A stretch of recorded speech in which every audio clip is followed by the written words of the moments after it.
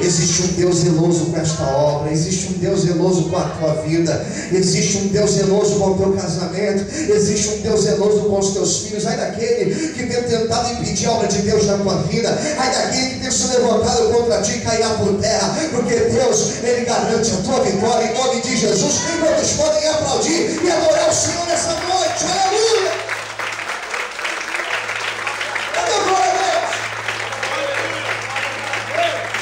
Posso ouvir glória a Deus? Hoje o Senhor dará a vitória. Se for preciso, Deus envia um anjo aquele encontro nessa noite. Aleluia! Queridos, Ezequias, ele viveu isso. Não foi que ele ouviu dizer essas histórias. Ele viveu. Ele viu Deus fazer tudo isso. Será que ele foi morto? Será que ele fugiu para a terra dele? Ele chegou lá, os filhos dele mataram ele. Ezequias viu tudo isso. E o versículo 1 que eu li com você aí, versículo 38, diz o quê? Qual é a primeira expressão que tem aí? Que diz aí? Qual é a primeira expressão que tem aí? Versículo 1. Naqueles dias, nesses mesmos dias aí,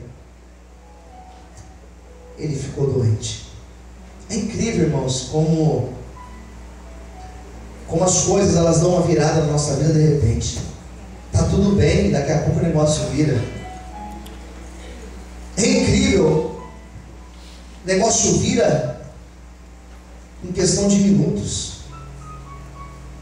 Teve um dia desses aí que eu fui para a chácara e eu saí de lá, estava tudo bem. Saí de lá tudo tranquilo. Foi uma quinta-feira. E cheguei em São Paulo, fiz um programa de rádio, acabou o programa de rádio, eles me ligaram da chácara, porque estavam com um problema lá. Falei para eles, vocês estão com brincadeira comigo? Estava tudo bem. Pastor, estava, mas virou o negócio. A gente tem que ir lá com muita paciência e acalmar os ânimos, né? Não é fácil, irmãos. Às vezes está tudo bem na nossa vida, saúde, as portas estão lá abertas, família tudo bem, tudo tranquilo, e daqui a pouco vem um levante.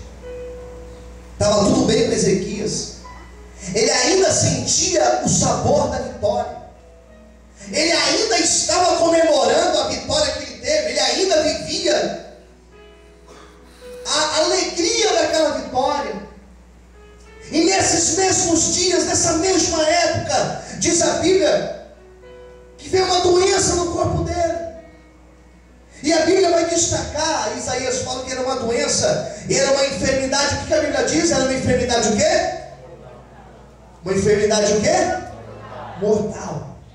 Ele ia morrer com aquele negócio. Qual que era a doença? Eu já vi várias pessoas dizendo qual que era a doença de Ezequias. Eu não vou dizer porque na verdade a gente não tem notícia sobre ela. Mas era uma doença mortal. Era uma doença que levaria ele à sepultura. Como pode alguém ter uma vitória hoje e no outro dia tomar uma pancada dessa da vida? Que loucura é essa, irmão? Já parou para pensar? Ele estava feliz por causa de uma vitória, mas daqui a pouco ele sente um negócio no corpo dele. Ele está em cima de uma cama doente. Chama médico daqui, chama médico de outro canto. Ele gasta com remédio, os médicos examinam ele. Não tem o que fazer, rei. Daí vem outro médico, traz um especialista. O especialista olha e fala assim: rei, não tem o que fazer. E o diagnóstico que ele tinha nas mãos, o laudo que ele tinha nas mãos, dizia que aquela enfermidade era para a morte. A palavra que ele tinha dos homens era essa, que aquela doença era uma doença que levaria ele à morte. Eu glorifico a Deus, porque Deus, Ele confunde os homens. Deus, Ele tem o poder de transformar um laudo de morte em laudo de vida. Deus tem poder de transformar, ao invés de um divórcio, uma restauração. O Deus que nós servimos é um Deus que pode tirar um homem de dentro de uma sepultura, pode tirar uma mulher de dentro da sepultura. O Deus que nós servimos é um Deus que pode tirar alguém lá do vício, da droga, da bebida, da cocaína, macho morto e trazer a vida e trazer a existência. Já foi louvado aqui hoje, que Deus vai restituir. Eu quero fazer coro com aquilo que foi louvado e profetizar que se tiver algo morto na tua vida, nesta noite, Deus, Ele vai restituir e vai restaurar em nome de Jesus. Quem acredita nisso, adora o Senhor e glorifica a Deus em nome de Jesus. Aplaude o Senhor, glorifica Ele nessa noite.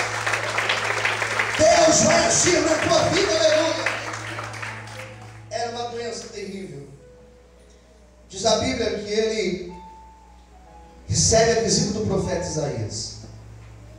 O mesmo Isaías, o mesmo lá do tempo, o mesmo que tinha orado, que Deus tinha usado a boca dele. Se tinha uma coisa que Ezequias tinha certeza, era que Isaías realmente era um profeta de Deus. Quem entendeu, diga amém. Qualquer um ele poderia duvidar de Isaías, não. Isaías não. E daqui a pouco o rei está na sua casa. Diz a Bíblia que alguém bate na porta e fala: rei, o Senhor tem uma visita. Visita? Eu não quero visita. Estou doente. Tem dias que a gente não quer visita de ninguém, irmãos. Tem dias que a gente quer ficar no nosso quarto quieto. Eu não quero ninguém aqui, eu quero ficar quieto aqui no meu canto, eu não estou bem. Ezequias, mas é um profeta, Isaías. Quem? Isaías. Manda ele entrar. Manda o pessoal preparar um chá para ele. Ele é meu amigo, manda ele entrar aqui. Eu imagino que ele dá uma melhora. Fica feliz com a visita de Isaías. Isaías entra no quarto, abraça o amigo e olha para o amigo e diz: olha, eu tenho uma mensagem de Deus para você. De Deus para você. Que coisa boa. Até que enfim uma boa notícia. Até que enfim algo para me animar. Isaías fala para ele: mas a notícia não é boa. Como é que é? A notícia é pesada para você. Deus mandou vir aqui e te dizer, versículo 1: põe em ordem a tua casa, porque morrerás e não viverás. Quem entendeu? Diga amém. Eu imagino que Ezequias cai na cama, irmãos, pálido.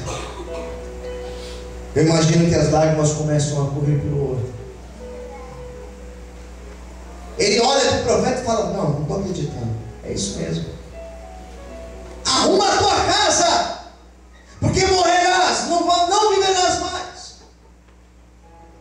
Eu comecei a pensar na história de Ezequias. Eu comecei a procurar entender por que Deus mandou ele arrumar a casa dele. Se Deus mandou ele arrumar a casa dele, é porque a casa dele estava desarrumada. Quem entendeu? Diga amém. E o problema de Ezequias não eram os filhos dele, porque Ezequias nessa ocasião não tinha filhos.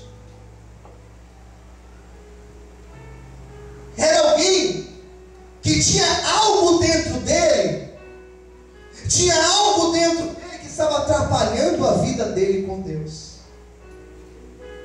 E fui procurar entender o que tinha acontecido com Ezequias. Sabe quando eu descobri?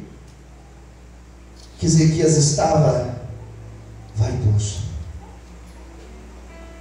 estava orgulhoso.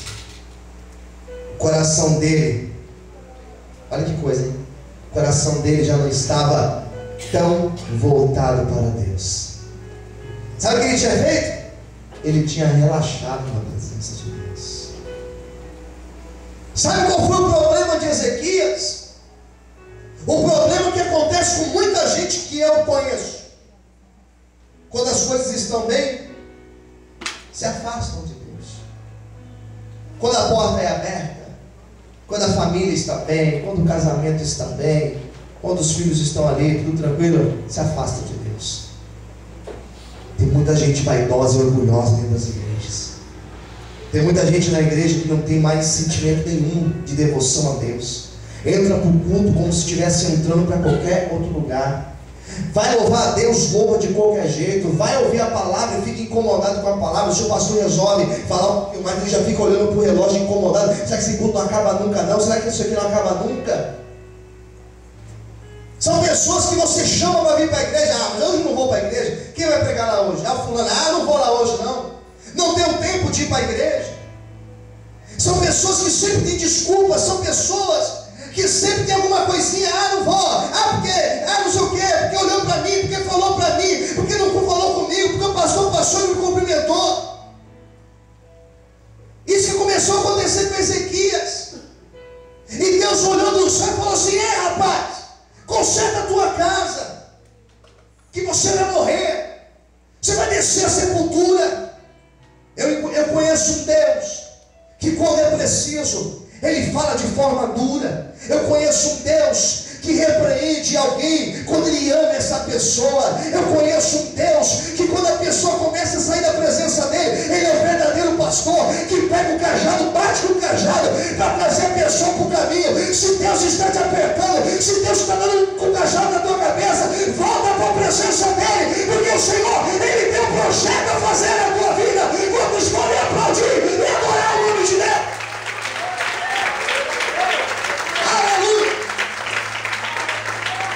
Arruma a tua casa, Ezequias. Não estou brincando com você. Eu não estou brincando com vocês. Arruma a tua casa. Ei, queridos, coisa terrível, irmãos. Coisa terrível. É Deus falar com alguém, essa pessoa não dar ouvido à voz de Deus. Quem entendeu, diga amém. Ezequias ouviu aquilo, irmãos. O profeta: mas espera aí, profeta. Ora por mim, profeta. O profeta falou: Ezequias, fica com Deus. Sai da casa dele. Vai não, profeta, volta aqui. Ezequias, agora é você e Deus. Arruma a tua casa. E ele agora, irmãos, ele ouve aquela palavra dura. E ele agora começa a arrumar a casa dele. Ele não levantou e pegou uma vassoura. Não. Ele não levantou e foi falar com a esposa. Não. Ele não levantou e foi atrás de um outro amigo. Não. Sabe o que ele fez? Versículo 2 vai dizer que ele virou para a parede. Do jeito que ele estava na cama, ele vira para a parede, coloca o rosto, e coloca o rosto na parede, irmãos. E o versículo 2 vai dizer que ele começou a orar perante o Senhor. O versículo 2 vai dizer que ele começa a orar. E o versículo 3 mostra como que foi a oração que Ezequias fez. Ele orou da seguinte forma. Versículo 3: Ah, Senhor, lembra-te, peço-te, de que andei diante de ti em verdade, e com o coração perfeito eu fiz o que era reto aos teus olhos. Ele não somente orou, mas diz aqui o versículo 3: chorou Ezequias muitíssimo. A Bíblia diz que depois de orar, depois que ele fez uma oração, ele começou a chorar na presença de Deus. Eu tentei entrar nesse texto, eu tentei, irmãos, entrar nessa história para entender, para compreender como que aconteceu esta cena. E pelo que eu compreendi, ele vira e ele ora primeiro. Primeiro ele ora. A oração dele foi: Senhor, lembra quando eu me converti? Lembra quando eu assumi o trono, Senhor? Eu trouxe o culto novamente. Eu trouxe para cá, Senhor, a Páscoa. Eu fiz tudo o que o Senhor quer. Eu trouxe as ofertas. Eu fiz o culto. Eu restaurei o templo. Eu busquei a tua presença. Eu fiz tudo certo, Senhor, na tua presença. A oração dele era: Senhor, eu fui fiel a ti. Com pouca força, eu fui fiel à tua presença. E o mais interessante, ele falou: Senhor, e tudo isso eu fiz com o meu coração inteiro. Quem entendeu, diga amém. Ele falou: Deus, quando eu fiz, não fiz meia boca. Quando eu fiz para arrebentar. Quando eu fiz por inteiro. Eu me joguei na tua presença. Depois que ele orou isso, ele para de orar e ele começa a chorar. E aqui entrou o mistério de Deus. Aqui entra a revelação de Deus. A oração de Ezequias era uma oração de arrependimento. Era uma oração que pedia a misericórdia de Deus. Era uma oração que vinha lá de dentro da alma dele. E conforme ele chorava, ele entregava para Deus.